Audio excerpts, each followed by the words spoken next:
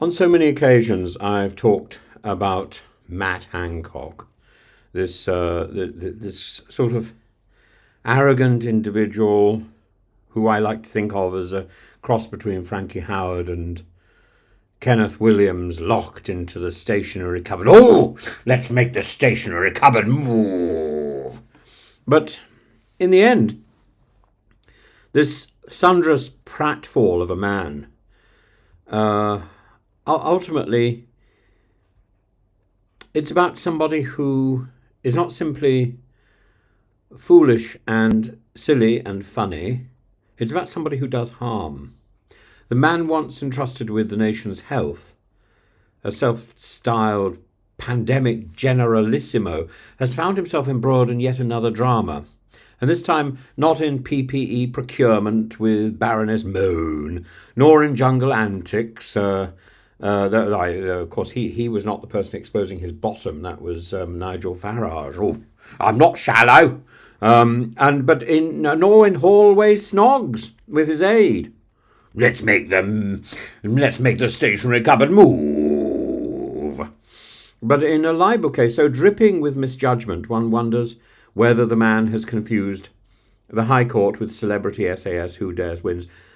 From the outset, Andrew Bridgen's views on vaccines, particularly his grotesque holocaust comparison, are utterly repellent. He was rightly condemned across the political spectrum. But what makes this story so rich in tragicomedy is not Bridgen's downfall, which was inevitable, but Hancock's strategic incompetence in trying to bury him with a tweet and now watching the spade bounce back on his own foot. In January 2023, Bridgen tweeted that what can only be described as a cocktail of conspiracism and bad taste. He invoked the Holocaust, the most solemn and historically sacred atrocity, in the context of vaccine safety. It wasn't his idea, it was somebody else's, because Andrew Bridgen doesn't seem to be a person blessed with an original idea. But, what he wrote was abhorrent. The Tories expelled him. Public opinion recoiled, and then up stepped Hancock. With a sort of gleeful righteousness that's become his signature tick, he thundered in the Commons, posted a heavily captioned video of himself online afterwards, and accused Bridgen of disgusting anti-Semitic, anti-vax, anti-scientific conspiracy theories. And the post was widely interpreted as pointing directly at Bridgen, though I don't think Bridgen was specifically named, because Bridgen was the only person who'd done this tweet. Hancock didn't name him, in fact. I'm pretty certain he didn't name him. He didn't need to. But instead of watching Bridgen fade into well-deserved obscurity, Hancock's self-congratulatory moment may now cost him dearly. Bridgen sued. And despite Hancock's repeated efforts to strike the case out, a High Court judge has ruled no, this case must now go to full trial. And why? Because Hancock, in his infinite arrogance, may have overplayed his hand, or has overplayed his hand. The judge, Mrs. Justice Collins Rice, was exquisitely clear. This is not about whose case is better at this stage, it's about whether Bridgen's case is unreal. And rather impressively, it's not. In other words, the court isn't interested in Hancock's theatrical outrage or his legal bluster. It wants evidence, and in Hancock's case, it wants to know one very important thing. Did he actually believe what he said? So let's think about that for a moment. The man who once asked us to trust the science is now on trial to prove that he meant his own words, that he wasn't playing politics, that he wasn't, as many suspect, scoring points off a scandal of somebody else's making. And this is really the issue. In trying to strike out Bridgen's case, Hancock opened the door to his own credibility being scrutinised. His defence now hinges on the claim that he was expressing honestly held opinion. But that phrase in law comes with a caveat. It must be honest. And if it wasn't, if he exaggerated, mischaracterised, or worse, deliberately smeared Bridgen, then this isn't just about a tweet. It's about the abuse of platform, of public trust, of parliamentary privilege, repackaged for Twitter virality. Hancock, you may recall, has form. He cried on camera when the vaccine rollout began, not very well, only for many to later wonder whether he was crying for the country or for himself. He bleached, he breached. He breached COVID rules and clung to office for 24 hours longer than decency permitted. He then ran to the jungle, convinced that the public wanted to see him eating a kangaroo's anus. And now he wants the public and the judiciary to believe he's a paragon of moral rectitude. It's almost admirable. Almost. But what really is pathetic and entirely on brand. Hancock seems to embody a peculiar modern political archetype, the man who thinks theatrical certainty is a substitute for truth. And that volume wins over judgment. He wanted to bury Bridgen with righteous noise. Instead, he's dug himself into a legal hole. And now with the High Court trial looming, it's Hancock who needs to explain himself in public under scrutiny without an auto cue or a camera crew. And this isn't to lionize Andrew Bridgen, who remains an unserious figure with dangerous views. But the spotlight here is not on Bridgen's moral compass. It's on Hancock's arrogance, on his chutzpah, on the sheer gall to assume he could pronounce a man guilty of antisemitism with all the gravity of a moral arbiter, without consequence, without caution, without evidence. So it's one thing to invoke the Holocaust. It's another to say that man is anti-Semitic. And that's really the dividing line. And did Hancock actually believe it? So Hancock once again could sort of smirk this off.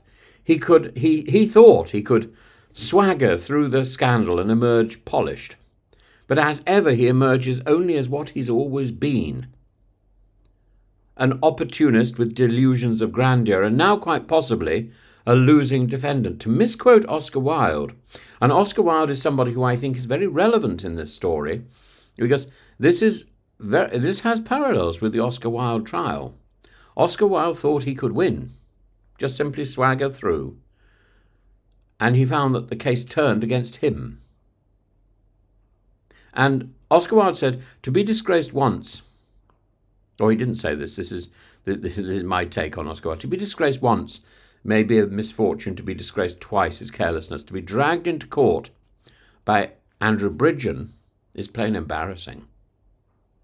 And Bridgen, there are people who've watched my videos will know that I've defended the most extraordinary people. I've defended Tommy Robinson on occasion, and Farage, and even Liz Truss. I've actually found positive things to say about Liz Truss.